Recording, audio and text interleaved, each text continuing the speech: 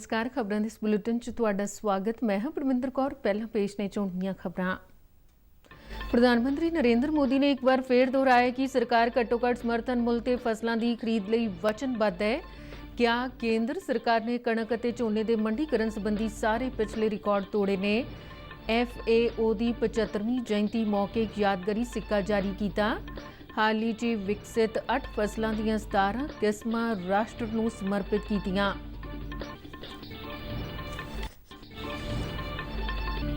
केंद्रीय मंत्री अनुराग ठाकुर ने कहा कि प्रधानमंत्री नरेंद्र मोदी की अगवाई वाली सरकार पहले दिन तो ही किसानों की भलाई लई उपराले कर रही है। खेतीबाड़ी मंत्राला का नाम बदल के खेतीबाड़ी अते किसान भलाई मंत्राला करना उसकी पहली झलक है। कहा कि कांग्रेस अते होर पार्टियां साल 2022 नूं पंजाब दीआं चोणां नाल जोड़ के वेख रहीआं ने। मोदी सरकार इस बरे नूं किसानां दी आमदन दुगनी करन दे साल वजों देख रही है। केंद्रीय मंत्री नरेंद्र सिंह तोमर ने कहा कि सरकार वालों हुण खुराकी उत्पादन नूं वधाउण दे नाल-नाल खुराकी वस्तां दी बर्बादी नूं रोकण लई भी ठोस उपराले कीते जा रहे हैं। सरकार वालों पिछले सालों की तरह ही इस बार भी घट्टो घट्ट समर्थन मुल तहत सौनी दीआं फसलों की खरीद पंजाब समेत संबंधित राज्यों च जारी। 5,33,000 किसानों तो 62 लाख मीट्रिक टन तो वध झोना खरीदिया जा चुका है। ते हुण खबरां विस्तार नाल। प्रधानमंत्री नरेंद्र मोदी ने अज खुराक अते खेती संगठन यानी FAO की 75वीं जयंती मौके नवीं दिल्ली च एक यादगारी सिक्का जारी किया। इस मौके उन्होंने विग्यानियों वालों हाल ही च विकसित 8 फसलों दीआं 17 किस्मां भी राष्ट्र नूं समर्पित कीतियां। इस मौके बोलदे प्रधानमंत्री ने कहा कि सरकार ने देश में कुपोषण के हल लई उच्च पौष्टिकता वालियां फसलों नूं उत्साहित करने लई कई उपराले कीते ने। उन्होंने कहा कि सरकार ने कणक अते झोने के सारे पिछले मंडीकरण संबंधी रिकॉर्ड तोड़े ने। उन्होंने कहा कि सरकार घट्टो घट्ट समर्थन मुल ते फसलों की खरीद लई वचनबद्ध है। उन्होंने कहा कि भारत की खुराक सुरक्षा का एक अहम हिस्सा है। उन्होंने कहा कि अनाज की बर्बादी एक गंभीर समस्या रही है। इस मुद्दे का ढुकवां हल कढण लई बुनियादी ढांचा स्थापित करने लई लोड़ींदे उपराले कीते जा रहे हैं। साथियों, कुपोषण से निपटने के लिए एक और महत्वपूर्ण दिशा में काम हो रहा है।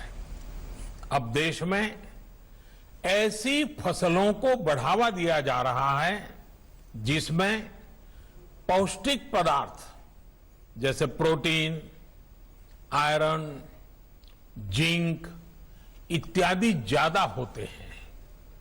मोटे अनाज, मिलेट्स जैसे रागी, ज्वार, बाजरा, कोडो, जोंगोरा, बार्ली, कोटकी, इन जैसे अनाज की पैदावार बढ़े, लोग अपने भोजन में इन्हें शामिल करें, इस और प्रयास बढ़ाए जा रहे हैं।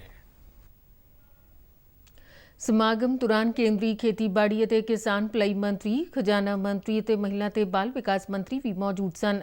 इस समागम नूं देश भर दे आंगनबाड़ी, खेती विग्यान केंद्रां, जैविक अते बागबानी मिशनां वालों लाइव देखा गया। अज दुनिया भर विच विश्व खुराक दिहाड़ा मनाया जा रहा है। दिहाड़ा 1945 विच संयुक्त राष्ट्र वालों रखी गई खुराक अते खेतीबाड़ी संगठन की नींह नूं याद करवाउंदा है। 1979 विच पहली बार इस दिहाड़े नूं भुख दे खिलाफ कार्रवाई वजों मनाया गया सी। केंद्रीय खजाना राज मंत्री अनुराग ठाकुर ने लुधियाना के पत्रकारों नाल वर्चुअल प्रेस कानफ्रेंस दौरान कहा कि प्रधानमंत्री नरेंद्र मोदी की अगवाई वाली सरकार नूं पहले दिन तो ही किसानों की भलाई लई उपराले शुरू कर दिते सन, जिसका अंदाजा इस गल तो लगाया जा सकता है कि सब तो पहला उन्हां खेतीबाड़ी मंत्राला का नाम बदल के खेतीबाड़ी अते किसान भलाई मंत्राला कर दिता है। उन्होंने कहा कि जदों दुनिया च कोरोना महामारी का कहर सिखरां ते सी, उस वेले भी मोदी सरकार ने किसानों की भलाई लई 96,000 करोड़ रुपए का विशेष फंड तैयार किया। उन्होंने कहा कि मोदी सरकार ने पिछले 1.5 साल अंदर 95,000 करोड़ रुपए तो वध सीधियां रकमां ट्रांसफर कीतियां, जिहड़ा किसी भी सरकार वालों किया गया हुण तक का सब तो वड्डा ते इकलौता उपराला है। केंद्रीय मंत्री ने कहा कि कांग्रेस अते होर पार्टियां साल 2022 नूं पंजाब दीआं चोणां नाल जोड़ के देख रहीआं ने, जबकि मोदी सरकार 2022 नूं किसानां दी आमदन दुगनी करन दे वरे वजों देख रही है। अनुराग ठाकुर ने ਕਿਹਾ ਕਿ ਕਾਂਗਰਸ ਸਮੇਤ ਹੋਰਨਾਂ ਪਾਰਟੀਆਂ ਵੱਲੋਂ ਸੱਤਾ ਤੇ ਕਾਬਜ ਹੋਣ ਲਈ ਚੋਣਾਂ ਮੌਕੇ ਕਈ ਵਾਅਦੇ ਕੀਤੇ ਜਾਂਦੇ ਨੇ, ਜਿਨ੍ਹਾਂ ਨੂੰ ਸੱਤਾ ਤੇ ਕਾਬਜ ਹੋਣ ਤੋਂ ਬਾਅਦ ਉਹਨਾਂ ਨੂੰ ਭੁੱਲ ਜਾਂਦੇ ਨੇ।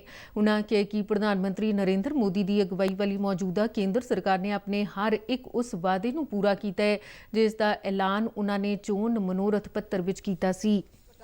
2014 ਜਦੋਂ ਮੋਦੀ ਸਰਕਾਰ ਆਈ, ਪਹਿਲੇ ਦਿਨ ਤੋਂ ਹੀ ਪਤਾ ਚੱਲਦਾ ਕਿ ਮੋਦੀ ਜੀ ਕਿਸਾਨਾਂ ਦੇ ਹਿਤੈਸ਼ੀ ਨੇ। ਜਿਹੜਾ ਕ੍ਰਿਸ਼ੀ ਮੰਤਰਾਲੇ ਦੇ ਨਾਮ ਤੋਂ ਜਾਣਿਆ ਜਾਂਦਾ ਸੀ, ਉਹਨੂੰ ਕ੍ਰਿਸ਼ੀ एवं किसान कल्याण मंत्रालय का नाम दिता।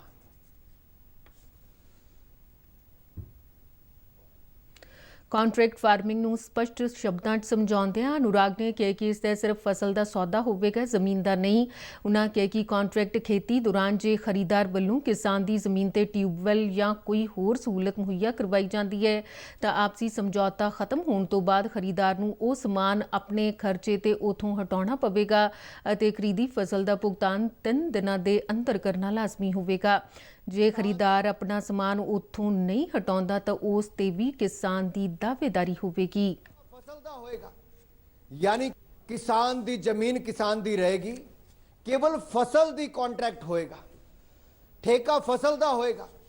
यानी कि आज जो बुआई का टाइम है, खरीदार ने रेट तय करता किसान नाल, वो एश्योर्ड इनकम हो गई, वो कीमत तय हो गई, इन्नी किसान नूं मिलनी है।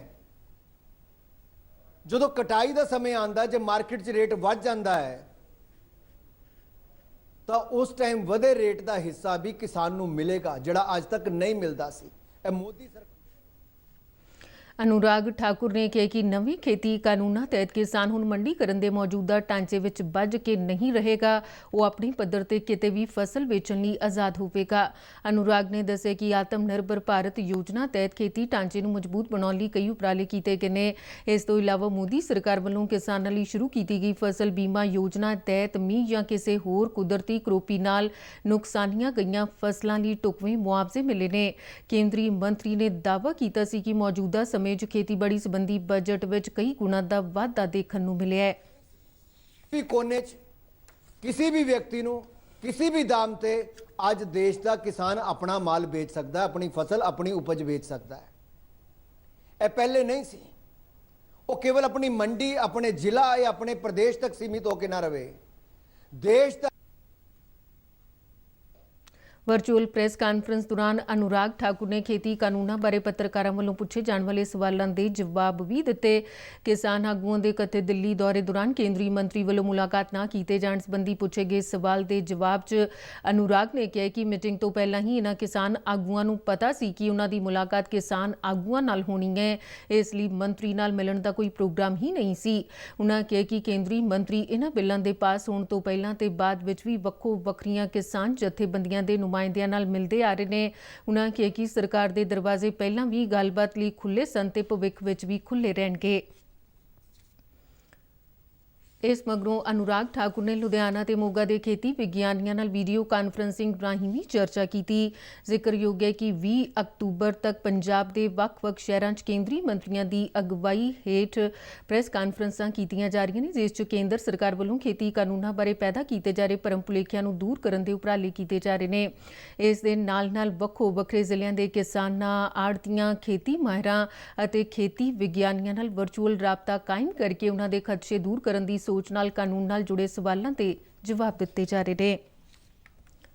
ਕੇਂਦਰੀ ਖੇਤੀਬਾੜੀ, ਕਿਸਾਨ ਭਲਾਈ ਅਤੇ ਫੂਡ ਪ੍ਰੋਸੈਸਿੰਗ ਉਦਯੋਗ ਮੰਤਰੀ ਨਰਿੰਦਰ ਸਿੰਘ ਤੋਮਰ ਨੇ ਕਿਹਾ ਕਿ ਦੇਸ਼ ਵਿੱਚ ਘੱਟੋ-ਘੱਟ ਸਮਰਥਨ ਮੁੱਲ ਤੇ ਖੇਤੀ ਜਿਣਸਾਂ ਦੀ ਖਰੀਦ ਜਾਰੀ ਰਹੇਗੀ ਅਤੇ ਮੰਡੀਕਰਨ ਦਾ ਕੰਮ ਵੀ ਉਸੇ ਤਰ੍ਹਾਂ ਹੀ ਜਾਰੀ ਰਹੇਗਾ।